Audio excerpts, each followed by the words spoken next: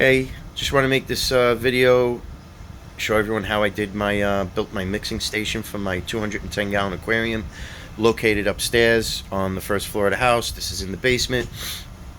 I took a lot of my ideas from other guys I saw on YouTube and added a few little of my own ideas, and I figured I'd make a video, show everyone else. Hopefully it'll help someone else out there. But these are 55-gallon tanks, and I bought them at Tank Depot in Scranton, Pennsylvania. I think they were about $2.50 a tank. And just give you a shot here. There's the tanks. There's my auto change system. I think it's called a Kamoer, if I'm pronouncing that right. This is my my quarantine tank, 65-gallon, and there's my RO system, 4-stage. That's being supplied from this fitting here, which has a little shut-off on it, if you can see it at the bottom. That's coming from tapped into my manifold. There's a 3/4 pipe tapped in, and just split this. I put in a slop sink, so it's supplying the slop sink, and it's supplying the RO system going in here. I had a drain here. This is coming from my upstairs bathroom. I tapped in, and this way I could put all my drains in here.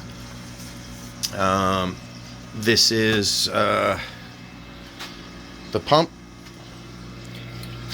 It's a Pan World. I think it's a 90-watt output pump.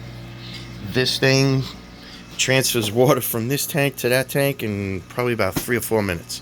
So I love it. Works great, this pump. I have it on a little remote. I bought this on Amazon. Works great.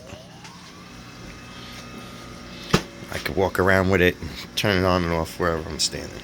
But right now I have it circulating in this. It's mixing salt. This is my salt water side. This is my RO water.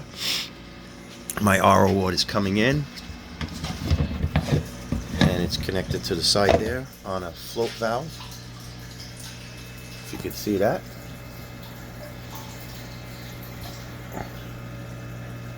It lifts up, shuts it off. I bought that on Amazon. I think it was like $8.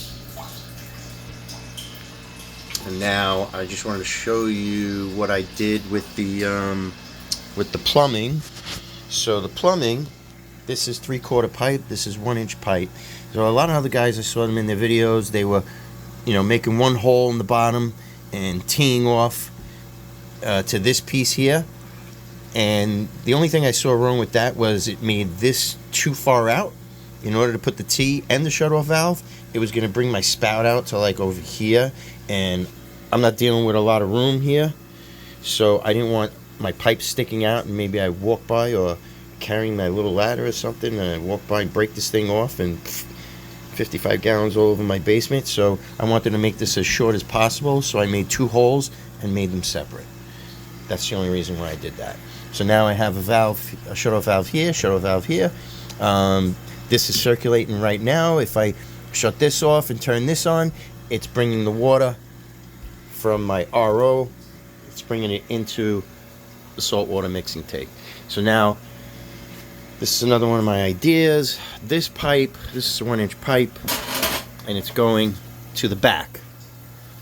Okay? And everything's in the front. So the idea was I cut this pipe. It's feeding a pipe down in 3/4 of the way down, roughly around over here. And when the water comes in, the pressure from the pump is pushing it, hitting the bottom. So my idea was not to have any salt sediment sitting on the bottom. Hopefully that pressure from the 3/4 pipe, not a 3/4 inch, 1 inch, but it's 3/4 of the way down. It's right around there. And then hopefully that's pushing the force, pushes it across from the back to the front. By the time it's in the front, it's mixing any sediment that's laying on the bottom. Plus, I also have a wave maker attached to this little switch that I bought on Amazon. These things are real cheap. I think that was probably like $5, who knows what. It's got a little switch on it. Shut it on and off anytime I want with a light. It tells me it's on. I love it. but I'll give you a shot inside too. Now this, I have one wire that's coming from my my wave maker, which is laying in the bottom, so it's mixing at the bottom all the time. I leave that on almost all week. I come down and shut it off. My auto water changes doing it on the weekends, so by the end of the week, Thursday, Friday, I come, I make sure I shut the wave maker off, I shut the heater off. This way, when it does the water change, when the water goes down to the bottom, any one of these things running without water is going to burn out. I did that already, so don't make the same mistake I did. The wave maker had no water for a couple of days. When I came down here, it was melted. Now my idea with the heater was, this is a 250 watt heater. I didn't want that laying in the bottom like a lot of guys told me. They just throw it in, and I would have had two wires hanging out of here. Then I would have had a hard time closing this. One wire is fine, but two wires probably would have been pushing it. See, I could put that on. One wire, doesn't matter. It's not breaking the wire, it's not doing anything. If it breaks, hey, I get a new heater. I mean, a new wave maker. What are they, $10? So, but my idea that I made also different than a lot of the guys I saw, which actually I didn't see anybody putting a heater in any of their videos on YouTube. I was wondering, are they putting heaters in? Because no guy was showing anything about a heater. And that's the number one reason why I wanted to make this video, was I wanted a heater, keep my, you know, it's an auto water changer, so I wanted to keep the water temperature the same as the tank. And I didn't want to just throw it in there like other guys were telling me, just toss it in and lay it at the bottom. If this thing runs out of water, I forget, who knows, this thing could have burned a hole in the bottom, or it's going to burn out my heater. I didn't want it touching the side, so my idea was to, I took this pipe, I think that's a 3/4 inch pipe or a 1 inch pipe, and it's got a fitting from 1 inch to 2 inch, and that's a 2 inch cap. Pretty simple stuff. Got it at Lowe's, Home Depot, one of them. And it's on with ties. The heater is attached to the bottom. I mean, it's not touching the bottom. It's not long enough to touch the bottom. That also only goes, you know, somewhere down to here. And I did a little notch for the wire on the side, so it sits in the hole. I cut the hole perfect, the size from that fitting. See? And it sits in there perfect. Doesn't move. I did have to make a little hole inside the cap. There's a little hole from the pipe. When I first did it, and I put it in the water, it held air into the pipe, so it was always sitting sideways. So if somebody builds this and you're wondering why, you got to make a little hole inside so the air pushes out of the pipe when you sit it down into the water like that. But I'll give you a better shot of it in here. You can see it. There's the heater, strapped onto the end with some plastic ties. That's it.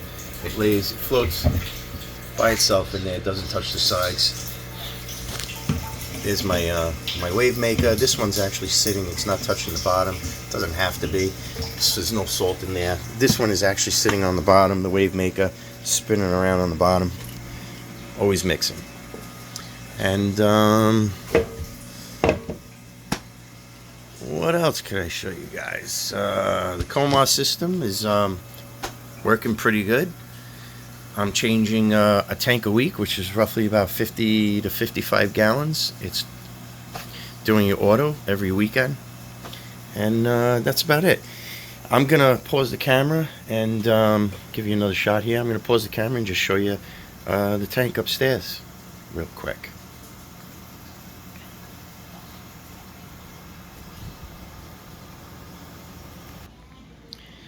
Here's a shot of the tank. It's a 210 gallon saltwater aquarium.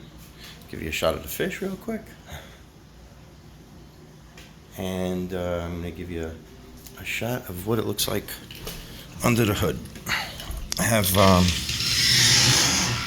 an automatic LED sensor on there, so it turns on when you open it up.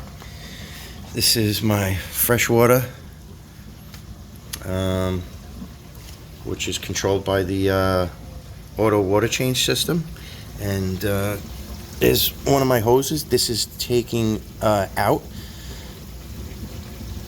That's removing the water. So as soon as it comes into the sump, it's being pulled out.